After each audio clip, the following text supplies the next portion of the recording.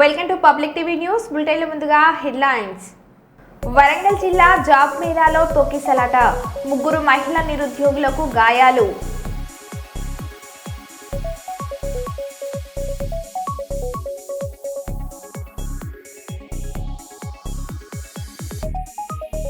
పెద్దపల్లి జిల్లా రామగుండంలో భూ ప్రకంపనలో అవకాశం, ఎపిక్ పేరిట ఎక్స్లో పోస్ట్.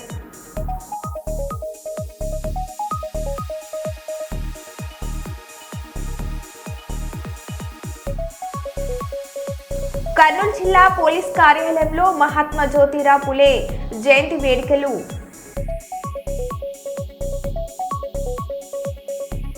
కళ్యాణ లక్ష్మి సీఎం సహాయ నిధి చెక్కులు నిరుపేదల పాలిట వరం, ఎమ్మెల్యే రేవూరి ప్రకాష్ రెడ్డి.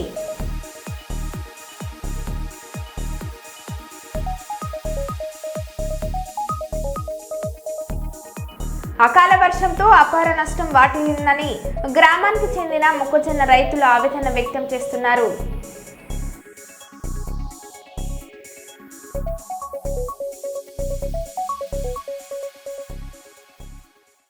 ఇక వివరాల్లోకి వెళ్తే, పెద్దపల్లి జిల్లాలో 90% రేషన్ పంపిణీ పూర్తి చేశామని, ప్రభుత్వం అందిస్తున్న సన్నబియ్యం పంపిణీ కార్యక్రమానికి ప్రజల నుంచి మంచి స్పందన లభించిందని పెద్దపల్లి ఎమ్మెల్యే చింతకుంట విజయ రమణారావు తెలిపారు. గురువారం స్థానిక ఎమ్మెల్యే పెద్దపల్లి మండలంలోని పెద్ద కల్వాల గ్రామంలో తెల్ల రేషన్ కార్డు లబ్ధిదారులు రాజేశ్వరి రవి నివాసంలో ప్రభుత్వం ఇటీవలే పంపిణీ చేసిన సన్నబియ్యంతో జిల్లా కలెక్టర్ కోయ శ్రీహర్ష, అదనపు కలెక్టర్ వేణుతో కలిసి భోజనం చేశారు. ఎమ్మెల్యే మాట్లాడారు.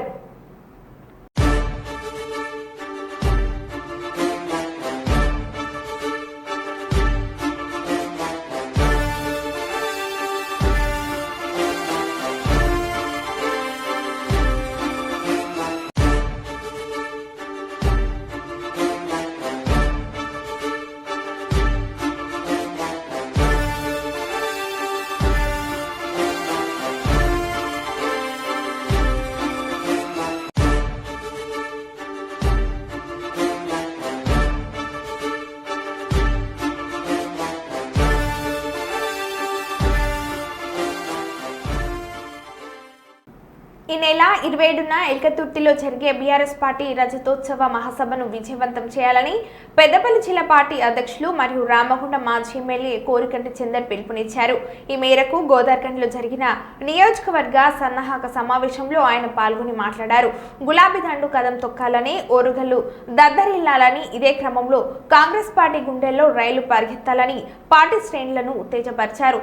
వేలాది మందిగా తరలి వచ్చి గులాబీ పార్టీ సత్తా నిరూపించాలని అన్నారు. అబద్ధాల హామీలతో గద్దెనెక్కిన కాంగ్రెస్ ప్రభుత్వానికి బుద్ధి చెప్పాలని అన్నారు.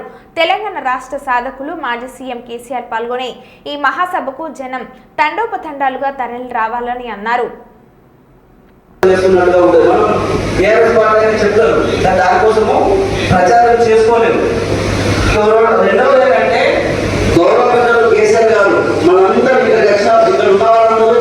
ఉమ్మడి ఆంధ్రప్రదేశ్ లో ఉన్నప్పుడు తెలంగాణకు జరిగే ఈ తెలంగాణ వాళ్ళు కష్టపడుతున్న గోస ఏంటో తెలియజేసేంత భావనతోటి వివరంగా చెప్పిందంటే, ఒక పెద్ద మనిషి, ఒక అధినేత, ఒక తెలంగాణకు రథసారథి, మరి ఒక రకంగా చెప్పాలంటే తెలంగాణ జాతి పిత వివరంగా ఏం జరుగుతుంది, అన్యాయం ఏంది, మనం పడుతున్న గోస ఏంది అని క్షుణ్ణంగా చెప్పగలిగిండు.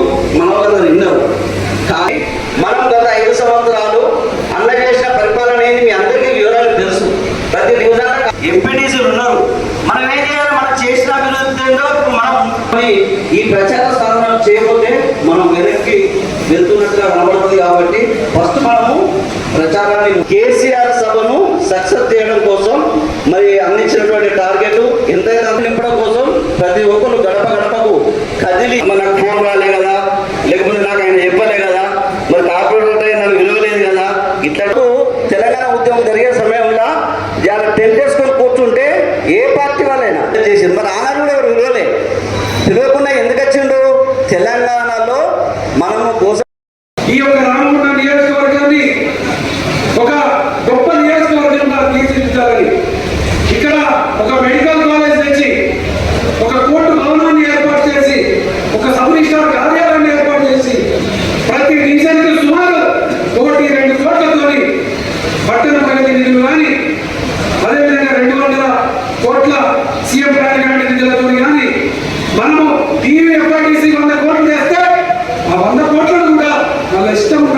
స్థితిలో ఇలా ఎక్కడ పడితే అక్కడ కమిషన్ల కోసమే పనులు చేస్తున్నటువంటి ఈ యొక్క పరిపాలనను తప్పకుండా ప్రజలు తగిన శాస్త్రి బుద్ధి రేపు స్థానిక సంస్థలలో తప్పకుండా బుద్ధి చెప్తారు. తప్పకుండా టిఆర్ఎస్ పార్టీ మేయర్ పీఠాన్ని 100% కైవసం చేసుకుంటుంది. ఎంపీటీసీలు తప్పకుండా టిఆర్ఎస్ పార్టీ కైవసం చేసుకుంటుంది. దాని ద్వారానే ఈ పార్టీకి, కాంగ్రెస్ పార్టీకి, ఈ నాయకుడికి బుద్ధి చెప్పిన నాయకుడు. కాబట్టి మీరందరూ కూడా కార్యక్షేత్రంలో గొప్పగా పనిచేసినటువంటి వాళ్ళు, అనేక సేవా కార్యక్రమాలు చేసినటువంటి వాళ్ళు, టిఆర్ఎస్ పార్టీలో అనేక త్యాగాలు చేసినటువంటి వాళ్ళు, ఏ పదవులు కూడా ఆశించకుండా గులాబీ జెండా కోసమే పనిచేసినటువంటి వాళ్ళు. మీరందరూ కూడా మీ అందరి నాయకత్వంలో మళ్ళీ టిఆర్ఎస్ పార్టీ పునర్వైభవం రావడం కోసం మనమంతా కార్యాచరణతో ముందుకు పోదామని సందర్భంగా తెలియజేస్తూ ఈ యొక్క 27వ తారీఖు లోపు నేను ప్రత్యేకంగా ప్రతి డివిజన్కు, ప్రతి గ్రామానికి రావడం జరుగుతుంది. ఇంత దుర్మార్గమైనటువంటి పాలన జరుగుతున్నటువంటి ఈ యొక్క సందర్భంగా మనమందరం కూడా మళ్ళీ టిఆర్ఎస్ పార్టీకి పునర్వైభవం తేవడం కోసం, మళ్ళీ కేసీఆర్ గారి నాయకత్వాన్ని నిలబెట్టడం కోసం ప్రతి ఒక్కరు కూడా అనుకూలిత దీక్షతోని ఇలా కార్యక్షేత్రంలో ఈ యొక్క కాంగ్రెస్ పార్టీ దుర్మార్గమైనటువంటి కార్యాచరణను నిలదీయాల్సినటువంటి సందర్భం వచ్చిందని సందర్భంగా మీకు అందరూ కూడా తెలియజేస్తున్నాను మిత్రులారా. Senior journalist ఓబ్లేస్ను ఆదుకోండి. అనారోగ్యంకి గురి కావడంతో ఎడమ కాళ్లకు సంక్రమణ అయి కాలుతో తొలగించడంతో సీనియర్ జర్నలిస్టు అవిటివాడై జీవనం కష్టమవుతుందని సీనియర్ జర్నలిస్టు మీసాల రామస్వామి ప్రసాద్ చెన్నయ్యలు తెలిపారు. కర్నూలు కలెక్టరేట్ కార్యాలయంలోని జిల్లా రెవెన్యూ అధికారి వెంకట నారాయణమ్మను కలిసి 80% అవిటితనం ఉన్న జర్నలిస్ట్ ఓబ్లేస్కు 3 చక్రాల ఎలక్ట్రిక్ వాహనం, ఎన్టీఆర్ భరోసా పెన్షన్, టిట్కో ఇల్లు మంజూరు చేయాలని కోరుతూ వినతి పత్రాన్ని అందజేశారు. ఈ సందర్భంగా జర్నలిస్టు మీసాల రామస్వామి ప్రసాద్ చెన్నయ్యలు మాట్లాడారు.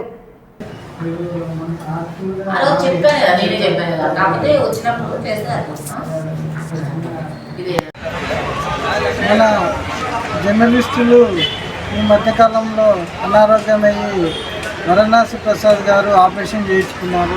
అలాగే ఓబ్లేస్ గారు చిన్న ఇన్ఫెక్షన్ అయ్యి మోకాలు వరకు కాలు తీసేయడం అనేది మేము బాధపడుతున్నాము.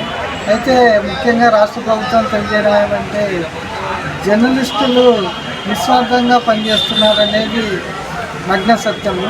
అయితే ఈ జర్నలిస్టులకు ఏదైనా సమస్యలు వస్తే ఇటు అధికారులు కానీ, ఇటు ప్రజాప్రతినిధులు కానీ, మరోపక్క ప్రభుత్వం కానీ నిమ్మకు నీరెత్తినట్లు వ్యవహరిస్తున్నారనేది తేటతెల్లమైపోతుంది. మేము అనేక మార్లు జర్నలిస్టుల సమస్యలు ఇటు అధికారులకు, ప్రజాప్రతినిధులు తీసుకెళ్ళినప్పుడు ఎలాంటి సమస్య పరిష్కారం కావడం లేదు. ముఖ్యంగా తెలియజేయడం ఏమంటే ఈరోజు ఓబ్లేస్ గారు కాలు తీసేశారు. అయితే 7 ఏడాది అవుతుంది. అయితే ఇంతవరకు అయింది 80% ఆయనకు సదరణ సర్టిఫికేట్ ఇచ్చినప్పుడు కూడా పెన్షన్ ఇవ్వలేదు. కనీసం ఒక బ్యాటరీ వెహికల్ ఇవ్వాలని చెప్పేసి, అలాగే ఒక ఇంటి స్థలంలో ఒక టిట్కో ఇల్లు మంజూరు చేయాలని చెప్పేసి మేము ప్రభుత్వాన్ని కోరుతున్నాము. కనుక జర్నలిస్టుల సమస్యల పట్ల సానుకూలంగా స్పందించి వాళ్ళ జర్నలిస్టుల సమస్యలు పరిష్కరించేలాగా చూడాలని చెప్పేసి ప్రభుత్వాన్ని, అధికారులను, ప్రజాప్రతినిధులను కోరుతున్నాను. ప్రభుత్వానికి విన్నవించుకోవడం ఏమనగా నేను గత 30 సంవత్సరాలుగా జర్నలిస్టు ఫీల్డ్లో వివిధ పత్రికల్లో పనిచేశాను. మేనేజర్గా, రిపోర్టర్గా, ఇంకా స్టాఫ్ రిపోర్టర్గా, బ్యూరోగా పనిచేశాను. నాకు అనుకోకుండా శాఖ ఒక కాలు తీసేయడం జరిగింది. ఆ రోజు నుంచి నా కుటుంబం పోషించుకోవడానికి నాకు ఇబ్బందిగా ఉంది. ప్రభుత్వం నుంచి నాకు సొంత ఇల్లు లేదు, స్థలము లేదు, బ్యాటరీ సైకిల్ లేదు కనీసం నడవడానికి. ఇంకొకటి పెన్షన్ రావడం లేదు అందరికీ వికలాంగుల మాదిరి. పెన్షన్ అని వస్తే నా కుటుంబానికి ఏదైనా నేను పెన్షన్ పోషించుకోవడానికి కూడా వస్తుంది. దీనివల్ల ప్రభుత్వం అందరికి సహాయం చేస్తుంది, కానీ రిపోర్టర్లకి ఏ సహాయం చేయడం లేదని కోరుకుంటున్నాను. దయచేసి ప్రభుత్వం వారు నాకు ఈ శాంక్షన్ చేస్తారని చెప్పి కోరుకుంటున్నాను. జిల్లా వైద్య ఆరోగ్య శాఖ అధికారి డాక్టర్ హరీష్ రాజ్ తాళ్లపేట ప్రాథమిక ఆరోగ్య కేంద్రాన్ని ఆకస్మికంగా సందర్శించి తగు సూచనలు ఆదేశాలు జారీ చేశారు. అదేవిధంగా ఆరోగ్య కార్యకర్తలు వైద్యులతో సమీక్ష నిర్వహించారు. ఈ సందర్భంగా జిల్లా వైద్య ఆరోగ్య శాఖ అధికారి మాట్లాడుతూ ప్రాథమిక ఆరోగ్య కేంద్రంలో అన్ని జాతీయ ఆరోగ్య కార్యక్రమాలలో ముందు ఉండాలని ఆదేశించారు. అసంక్రమణ వ్యాధులు గుర్తింపులో అదేవిధంగా మందులను అందుబాటులో ఉంచడం, రక్తపోటు, మధుమేహం, క్యాన్సర్లకు అందిస్తున్న వైద్య సేవలపైన సంతృప్తి వ్యక్తం చేశారు. 30 సంవత్సరాల పైబడిన 11,540 మంది పరీక్షలు చేయడం, వారి వివరాలను ఆన్లైన్లో నమోదు చేయడం జరిగిందని, అదేవిధంగా మాతా శిశు సంరక్షణలో భాగంగా 100% గర్భవతులు నమోదు చేయాలని, సాధారణ ప్రసవాలకు అవగాహన కల్పించాలని, సాధారణ ప్రసవాలే ముందు సిజేరియన్లు వద్దు అని నినాదంతో ప్రచారం చేయాలని ఆదేశించారు. ప్రైవేట్ ఆసుపత్రుల్లో ఎవరైనా ప్రసవాలు చేయించుకున్నారని తెలుసుకున్నారు. వృద్ధులు ముఖ్యంగా ప్రత్యేకంగా వారు ఎండలో ఎక్స్పోజ్ కాకుండా ఉండాలని మరొకసారి మీ ద్వారా తెలియపరుస్తున్నాం. Thank you. అందరికీ నమస్కారం. ఈరోజు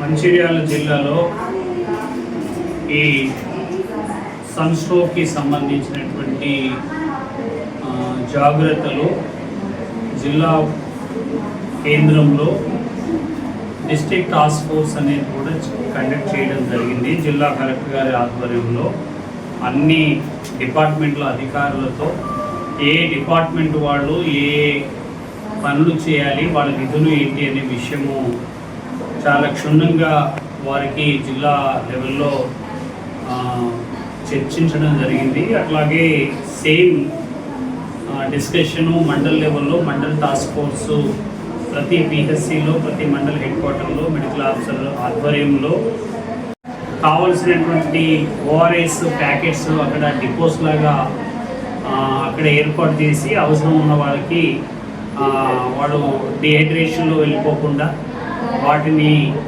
ఏర్పాటు చేయడం జిల్లాలో చేయడం జరిగింది. అలాగే పని చేసే వేళలు టైమింగ్స్ ఈ సమ్మర్లో టైమింగ్స్ విషయంలో కూడా క్లియర్గా ఇన్స్ట్రక్షన్ చెప్పడం జరిగింది. వాళ్ళకి 11 గంటల తర్వాత వారు పని చేయకుండా 3 o'clock వరకు 11 నుంచి 3 గంటల వరకు ఆ ఎండ వేళల్లో ఇంటి దగ్గరే ఉండి ఆ ఎండలో పని చేయకుండా ఉండడానికి వారికి జిల్లా నుంచి మండలాల నుంచి వారికి ఇన్స్ట్రక్షన్ చెప్పడం జరిగింది. కాబట్టి ఈ విషయాలన్నీ కూడా దృష్టిలో చేసుకుని జిల్లాలో ఉన్నటువంటి మెడికల్ ఆఫీసర్స్, జిల్లాలో ఉన్న అధికారులందరూ కూడా ఈ విషయం దృష్టిలో పెట్టుకోవాలి.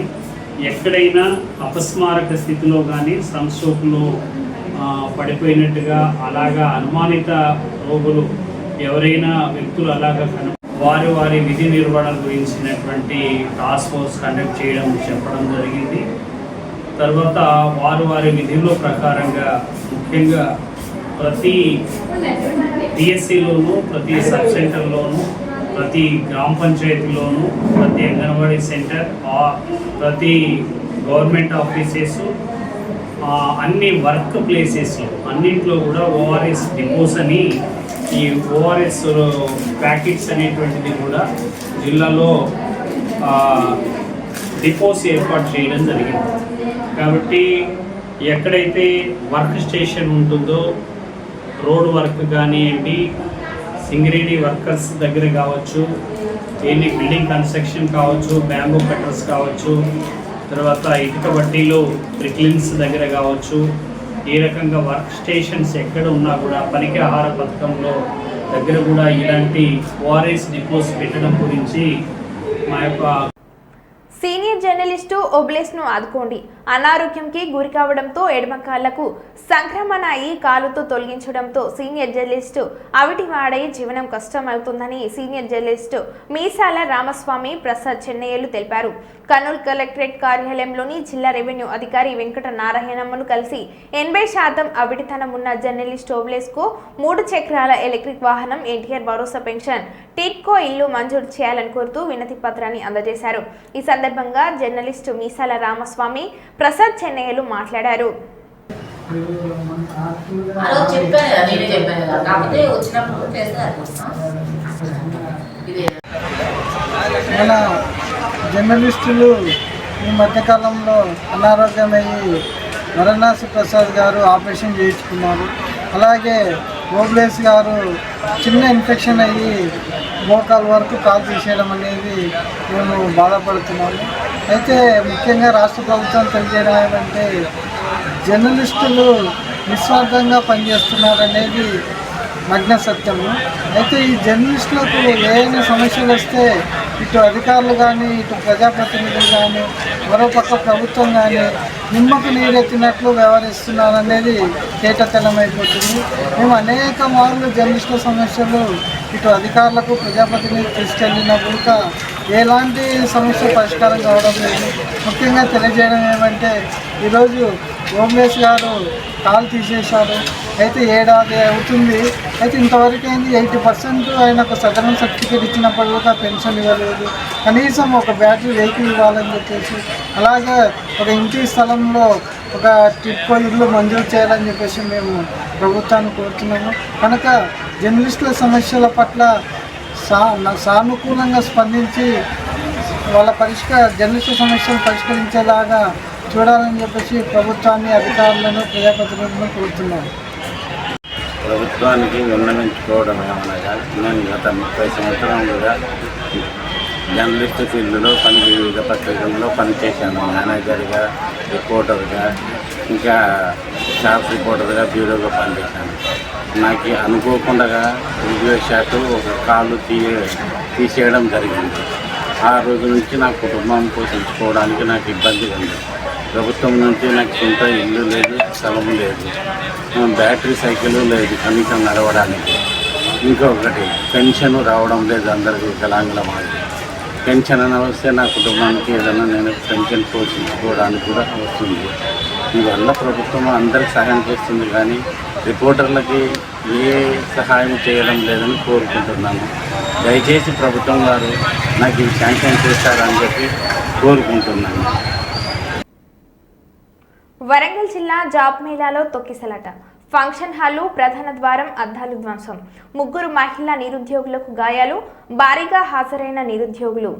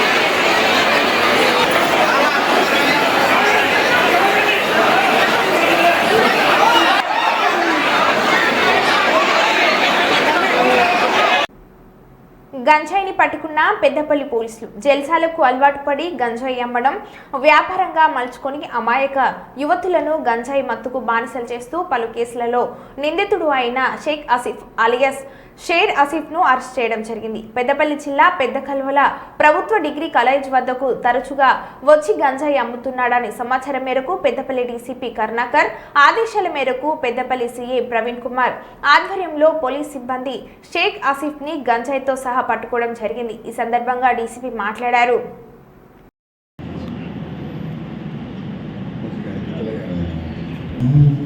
వీడియో కాల్ ఇస్ కమింగ్ అన్న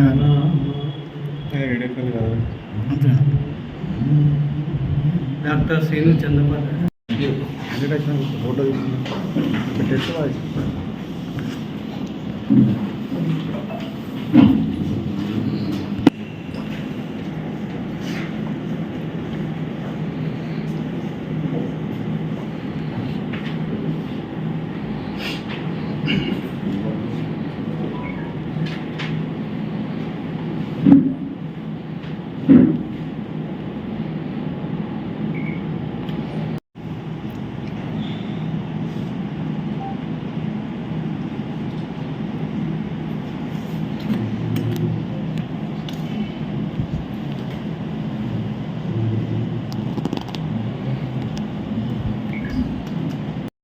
గాంజాకు సంబంధించి యూత్ పిల్లలపైన తల్లిదండ్రులు కంపల్సరీగా నిఘా పెట్టాలి. దయచేసి పోలీసు వారు మా సైడ్ నుంచి మేము గాంజా అమ్మే వాళ్ళ మీద, వాళ్ళ వాడకందారుల మీద కూడా మేము నిఘా పెడుతున్నాం. మేము నిఘా పెంచినాం, ఇంకా కంటిన్యూస్గా ఎఫర్ట్స్ పెడుతున్నాం.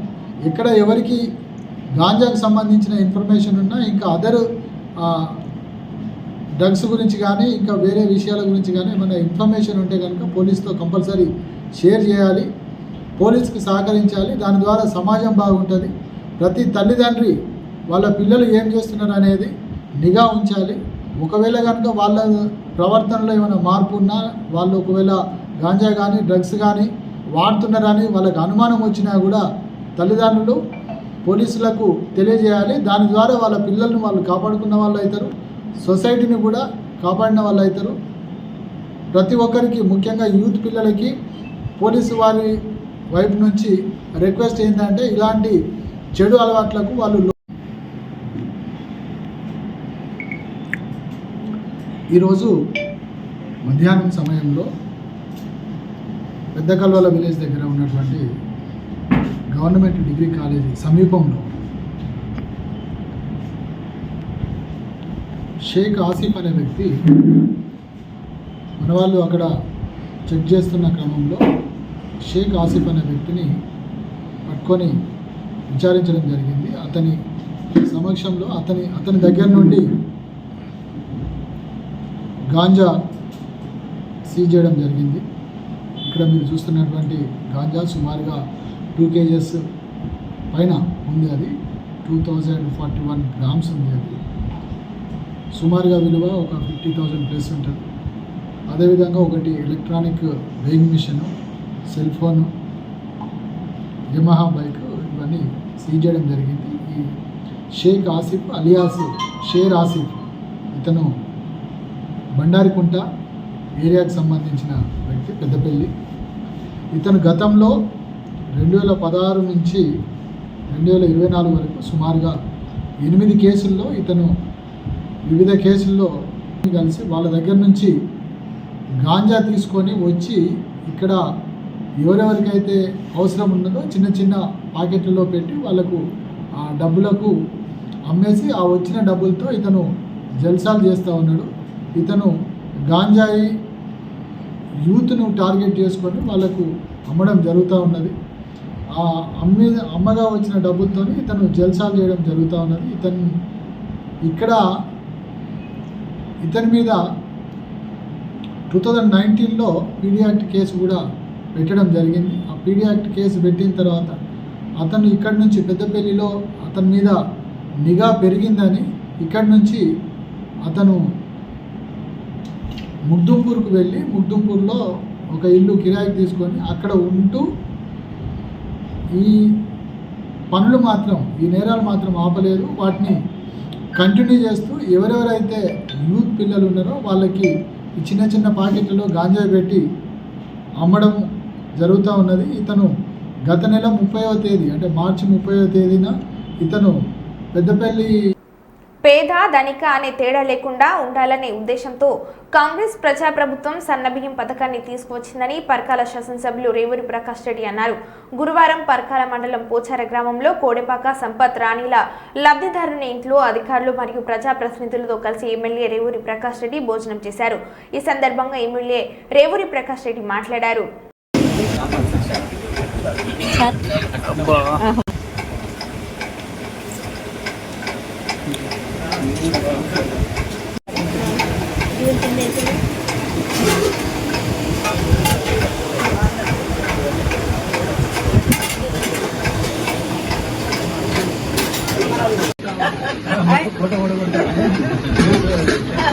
మంచిగా చేయాలి చెప్తామన్నట్టుగానే